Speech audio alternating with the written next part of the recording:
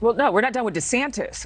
Because he's skipping out on CPAC, it's looking more and more like he's going to run for president. He'll be stopping in Des Moines and Davenport, Iowa. He's rolling out his book tour, and he's going to be appearing alongside Iowa Governor Kim Reynolds, another star, another rising star in the Republican Party. So Niall Stanage from The Hill is with me right now. Okay, DeSantis still has not confirmed he's running, but this map that he has been on, this tour, along with the stops that he's making, it might confirm what a candidate would do if he was running for president. What say you?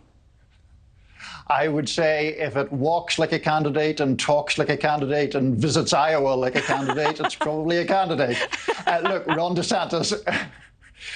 DeSantis is plainly running. He hasn't said that. He hasn't made the explicit declaration, but you just outlined all the things that he's doing, absolutely painting by numbers the picture that we're used to seeing when people are about to enter a presidential contest. Even if he is decidedly a different duck, he's still a duck. Okay, thank you, Niall. Recent polls like this one I'm referencing from Morning Consult show President Trump still far ahead in the GOP field. 48% support compared to 30% for DeSantis, which is not bad. He gets a lot of airtime. Why isn't he trouncing Trump at this point?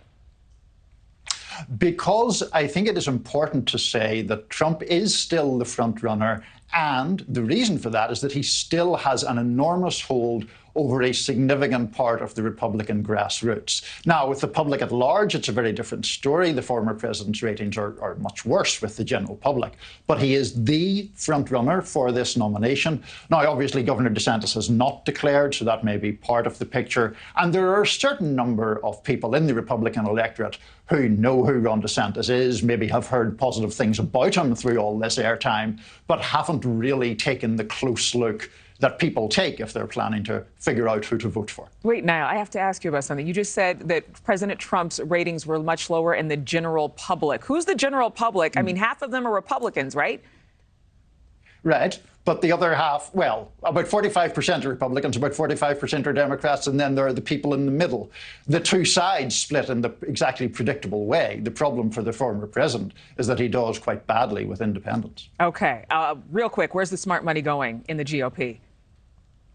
Oh, you're asking me to be a betting man, Adrienne. This is very tricky. On a one-on-one fight, DeSantis, I think, might win, but it's not going to be a one-on-one fight. It's going to be a multi-candidate field that benefits former President Trump. Okay, I'm being told right. I've hedged my bets. Oh, no, disaster. You have hedged your bets. You have made this enjoyable. Thank you very much. Have a great weekend, Niall. Same to you, Adrienne. Take care. Thank you for watching. Go to newsnationnow.com to find NewsNation on your television provider. And don't forget to click the red subscribe button below to get more of NewsNation's fact-driven, unbiased coverage.